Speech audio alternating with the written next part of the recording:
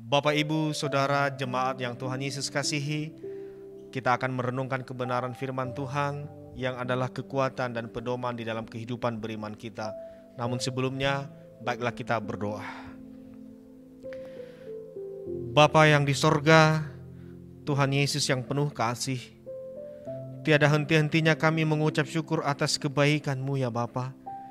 Selalu baru tiap hari anugerah kasih sayang-Mu, kekuatan, kesehatan, nafas kehidupan, Engkau menganugerahkannya bagi kami. Terima kasih ya Tuhan. Sebelum kami beraktivitas di sepanjang hari ini, kami mau mendengarkan firman-Mu. Kami memohon Tuhan, biarlah firman-Mu sungguh-sungguh menjadi kekuatan di dalam kehidupan kami. Berfirmanlah, kami telah siap untuk mendengarnya. Amin. 1 Korintus 9 ayat 27, demikian, tetapi aku melatih tubuhku dan menguasainya seluruhnya, supaya sesudah memberitakan Injil kepada orang lain, jangan aku sendiri ditolak.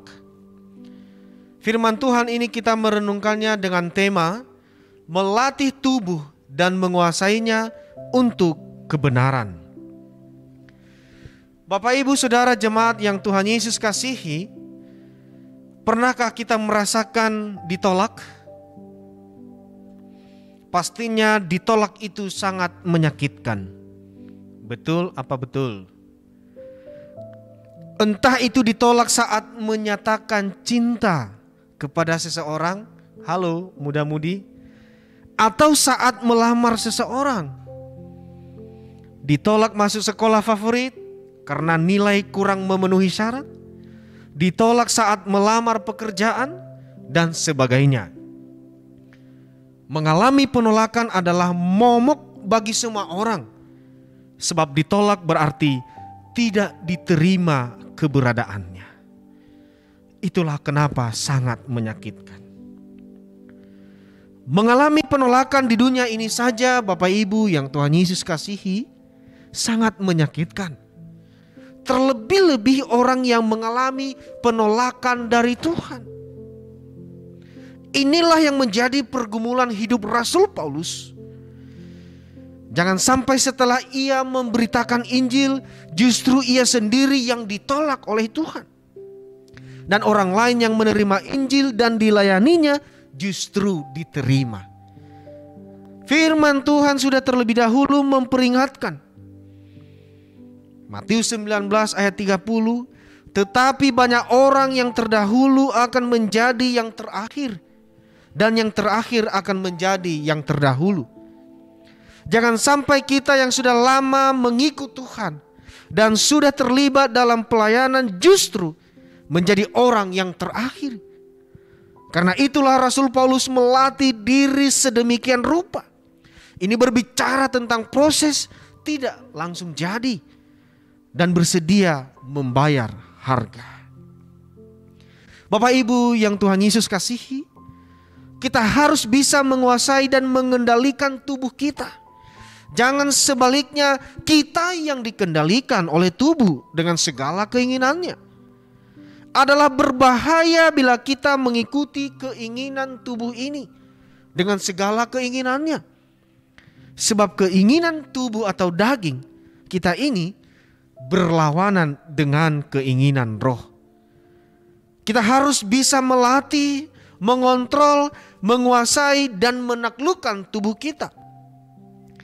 Saul awalnya adalah orang yang diurapi oleh Tuhan saat menjadi raja atas Israel. Tapi karena tidak lagi taat kepada Tuhan dan lebih menuruti keinginan dagingnya, akhirnya ia mengalami penolakan dari Tuhan. Terdapat di 1 Samuel 15 ayat 23 firman Tuhan demikian. Sebab pendurhakaan adalah sama seperti dosa bertenung, dan kedegilan adalah sama seperti menyembah berhala dan terafim.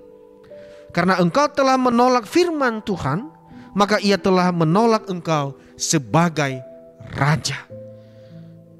Ini pasti sangat menyakitkan bagi Saul.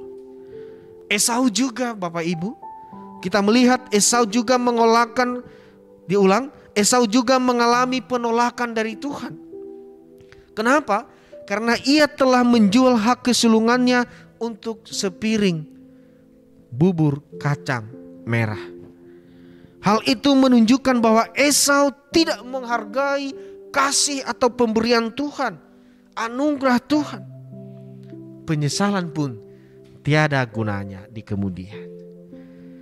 Saudara, mengalami penolakan dari Tuhan akan berujung kepada kebinasaan kekal. Untuk itu, baiklah saya dan saudara melatih tubuh dan menguasainya sepenuhnya untuk hidup dalam kebenaran, hidup sesuai dengan keinginan Roh. Tuhan memberkati firman-Nya, kita berdoa. Terima kasih ya Tuhan untuk firman yang boleh kami baca, dengar dan renungkan hari ini. Biarlah kami dimampukan oleh Roh Kudus untuk melatih dan menguasai tubuh kami seutuhnya untuk hidup dalam kebenaran, hidup menuruti keinginan Roh. Karena itulah yang menjadi jaminan bagi kami untuk memperoleh hidup kekal yang Tuhan anugerahkan bagi kami. Terima kasih ya Bapa. Terima kasih untuk firman-Mu. Di dalam nama Tuhan Yesus Kristus kami berdoa dan mengucap syukur. Amin.